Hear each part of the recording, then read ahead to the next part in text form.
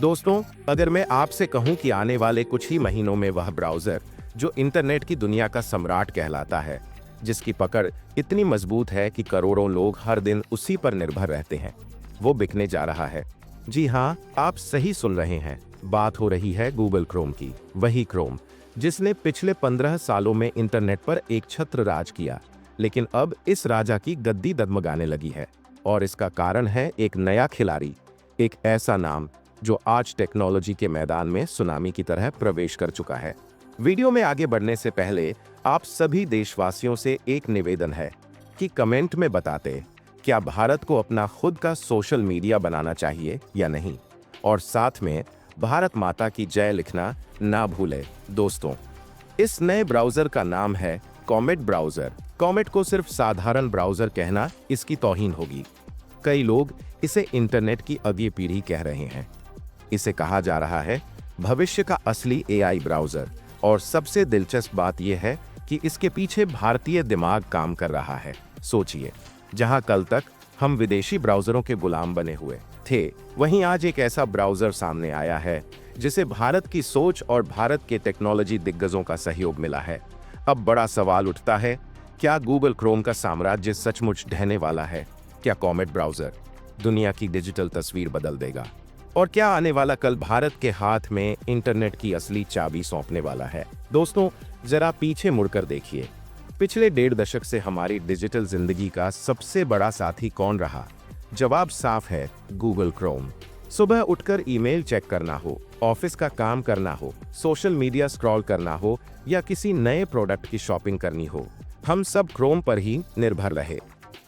Chrome हमारी जिंदगी का हिस्सा बन चुका था, लेकिन धीरे धीरे इस निर्भरता ने एक खतरनाक मोड़ ले लिया। हम विकल्पहीन हो गए। अगर क्रोम धीमा हो जाए तो भी हमें उसी पर रहना पड़ता। अगर वह लाखों विज्ञापन हमारी आंखों में ठूंस दे तो भी मजबूरी में देखना पड़ता। अगर वह हमारी प्राइवेसी बेच दे, हमारा डाटा लीक कर दे, तो भी हम चुप रह जाते। यही है गूगल की असली ताकत। लेकिन कहते हैं हर बादशाहत की एक एक्सपायरी डेट होती है, और अब लगता है कि गूगल क्रोम की एक्सपायरी डेट आ चुकी है, क्योंकि मैदान में उतर चुका है कॉमेट ब्राउज़र। 9 जुलाई 2025 को लॉन्च हुआ यह ब्राउज़र। परप्लेक्सिटी एआई का दिमाग ही इसका चमत्कार है। शुरुआत में इसे सिर्फ विंडोज़ और मैक के लिए लॉन्च किया गया, वो भी प्रीमियम सब्सक्राइबर्स, प्लस और मैक्स प्लान के लिए। लेकिन इसके आते ही टेक्नोलॉजी की दुनिया में हलचल मच गई। लोग कहने लगे, यह सिर्फ ब्राउज़र नहीं, यह तो पूरा डिजिटल असिस्टेंट है। सोचिए दोस्तों, आप किसी वेब पेज पर हैं जहां लंबा चौड़ा कंटेंट लिखा है और आपके पास पढ़ने का समय नहीं है, तो कॉमेट तुरंत उसी पेज का सारांश आपके सामने रख देगा। आप 2 वेबसाइट्स का प्राइस कंपैरिजन करना चाहते हैं, जैसे Amazon और फ्लिपकार्ट, तो ये ब्राउज़र आपके लिए तुरंत और साफ सुथरा जवाब तैयार करेगा। और अगर आप बोल दें ये प्रोडक्ट अभी ऑर्डर कर दो, तो कॉमेट उसी समय आपके लिए ऑर्डर भी कर देगा। और दोस्तों, अगर आपको कोई ऑफिस टास्क पूरा करना है, जीमेल में मेल पढ़ना और रिप्लाई करना, गूगल कैलेंडर में मीटिंग शेड्यूल करना या लिंक्डइन पर किसी कैंडिडेट से कनेक्ट करना, तो अब यह सब काम मैनुअली करने की ज़रूरत नहीं है।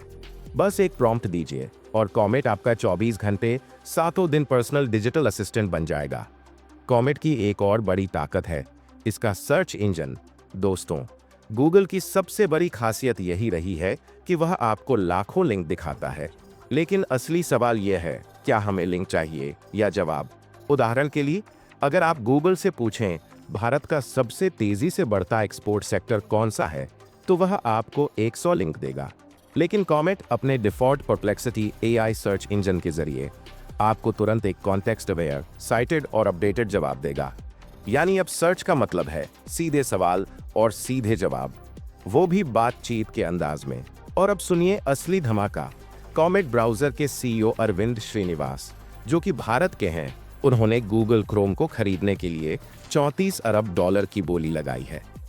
जी हाँ, दुनिया का सबसे बड़ा ब्राउज़र जो अकेले 65 से 70% मार्केट शेयर पर कब्जा किए बैठा है, उसे एक नई और उभरती कंपनी खरीदने की कोशिश कर रही है। दोस्तों, यह सिर्फ पैसों की डील नहीं है, यह है एक स्ट्रेटेजिक वॉर। यह गूगल की मोनोपोली को सीधी चुनौती है। यह संदेश है दुनिया को कि डिजिटल डोमिनेंस के इस नए युग में अब डिजिटल ताकत सिर्फ गूगल के हाथों में नहीं रहेगी। अब सवाल उठता है, क्या कॉमेट सचमुच क्रोम को हटाने की ताकत रखता है? क्रोम की सबसे बड़ी ताकत है उसका यूजर बेस। हर 10 में से 7 लोग आज भी क्रोम का इस्तेमाल करते हैं। लेकिन क्रोम की सबसे बड़ी कमजोरी है उसका पुराना मॉडल, सर्च के बाद लिंक और विज्ञापन। जबकि कॉमेट का मॉडल है सर्च के बाद जवाब और एक्शन। आज की पीढ़ी के पास समय नहीं है, उन्हें सिर्फ जानकारी नहीं बल्कि समाधान चाहिए, और यही कॉमेट कर रहा है। कॉमेट की भविष्य की रणनीति और भी विस्फोटक है। उसका प्लान है मोबाइल फोन कंपनियों से टाई अप करना। सोचिए, अगर आने वाले फोन में क्रोम की जगह कॉमेट प्री इंस्टॉल होकर आए तो लाखों नहीं बल्कि करोड़ों यूजर्स बिना किसी मेहनत के सीधे आए ब्राउजिंग का इस्तेमाल करने लगेंगे। परप्लेक्सिटी का लक्ष्य भी साफ है, अगले 1 साल में कॉमेट को 10 मिलियन से 100 मिलियन यूजर्स तक पहुंचाना, और यही है गूगल के लिए असली खतरे की घंटी। लेकिन दोस्तों, यह सिर्फ टेक्नोलॉजी की लड़ाई नहीं है, यह है राष्ट्रीय सुरक्षा और डाटा संप्रभुता की लड़ाई। भारत जैसे देश जहां 82 करोड़ से ज्यादा इंटरनेट यूजर्स हैं, वहां अगर हमारा पूरा डाटा, हमारी सर्च आदतें, हमारा डिजिटल बिहेवियर किसी विदेशी कंपनी के हाथ में हो तो यह बेहद खतरनाक है।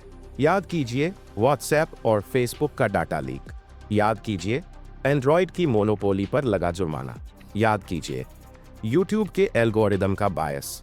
ये वही उदाहरण है जो बताते हैं कि बिग टेक कंपनियां चाहें तो किसी भी देश की डिजिटल इकोनॉमी और लोकतंत्र पर सीधा असर डाल सकती हैं। भारत ने पहले भी इस मोनोपोली को तोड़ने की कोशिश की थी।